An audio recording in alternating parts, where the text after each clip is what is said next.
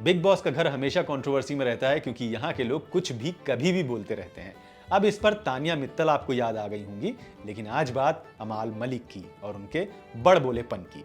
हुआ कुछ यूं कि बातों बातों में अमाल मलिक ने बोल दिया कि जो गाने वो गाते हैं उस पर आवेश दरबार और नगमा रील बनाते हैं, जिससे उनको बिजनेस मिलता है और उनका खर्चा चलता है। अब इस लड़ाई में गौहर खान और इस्माइल दरबार कूद पड़े हैं। इस कंट्रोवर्सी में कूदते हुए गौहर खान ने अमाल मलिक पे एक रील शेयर की और उन्होंने खूब सुनाया। उन्होंने कहा, आप शो में अच्छा कर रहे हैं लेकिन आप कुछ चीज़ों में हदें पार कर रहे हैं। आप लोगों को पीठ पीछे गालियां दे रहे हैं। कम से कम आप जिस घर से आते हैं उसका तो लिहाज रखिए और अपनी जबान साफ करिए। सुनिए उन्होंने क्या कहा। Something's really bothering me and I really wanted to put it up on my story and कुछ चीज़ें ऐसी होती है जो बस बोल देनी चाहिए अगर आपके दिल और दिमाग में है तो। एंड मैं बहुत कोशिश करती हूँ कि ज़्यादा इन्वॉल्व ना हूँ या एक्स्ट्रा ना बोलूँ, but this I really have to say because obviously Awez is in Bigg Boss and Bigg Boss में बहुत सारी चीज़ें होती हैं जो 90% ऑफ द टाइम्स आपको इग्नोर करना होता है एज एन ऑडियंस अगर आपका कोई लव्ड वन उस शो में है तो।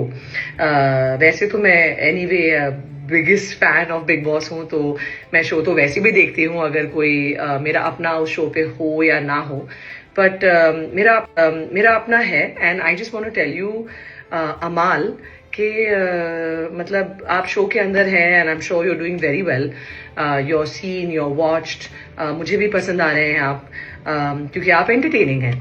लेकिन एंटरटेनमेंट में और हिटिंग बिलो द बेल्ट में बहुत ज़्यादा फ़र्क है। एंड आई फील कि आप पीठ पीछे लोगों की बहुत ज़्यादा बात कर रहे हैं। बात तो कर रहे हैं, कोई बात नहीं, बात तो होती ही है बिग बॉस में, प्लीज़ करिए। लेकिन जो आप गालियाँ दे रहे हैं, it's disgusting, it's absolutely disgusting. उस दिन अमाल ने कहा कि उस साइड के लोग सारे लड़के हरामी हैं। एंड ये गाली तो मेरे मुंह से निकलती भी नहीं है, लेकिन मैं स्पेसिफाई करना चाहूँगी कि हरामी का मतलब क्या होता है आप सबको पता ही है, जो हराम से जना हुआ। So I really want to know कि what kind of thinking does he have कि वो इतनी सारी गालियाँ इतने आसानी से बोल देते हैं। उन्होंने प्रणीत को जीब्रा बुलाया।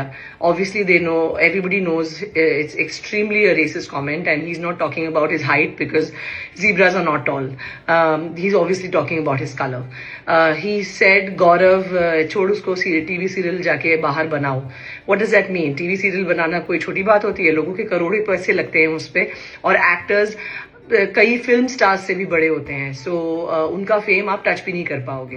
एंड जब आप कहते हो कि आप इतने बड़े घर से आए हो माशाल्लाह, तो उसकी थोड़ी लिहाज तो रखिए, अपनी जबान से तो रखिए। आपका जॉब ही जबान का है, आप लिरिक्स लिखते हैं, आप गाने बजाते हैं और आपकी जबान इतनी गंदी है कि गाली के बिना आपका एक सेंटेंस कंप्लीट नहीं होता। डब्बू जी जो उनके फादर हैं, उनको बहुत बहुत रिस्पेक्ट और प्रणाम करती हूँ मैं कि उन्होंने इतने प्यार से बाहर एक्सेप्ट किया। मैंने एक इंटरव्यू देखा जहां पर उन्होंने इस्माइल जी को और जैद और आवीज को बहुत प्यार दिया और मैं कहना चाहूंगी दिल से कि उनकी पूरी फैमिली को, अरमान को, सबको मेरा बहुत ज्यादा रिस्पेक्ट और प्यार है। But I just had to say this out there कि ये जो हम बड़े वाली फीलिंग होती है ना, हम बहुत बड़े हैं। और ये मैंने अपने सीजन में भी काफी फेस किया था कि वे टू बिग, हम इस खानदान से आते हैं, हम उस फैमिली से आते हैं, हम ये आते हैं, हम वो आते हैं।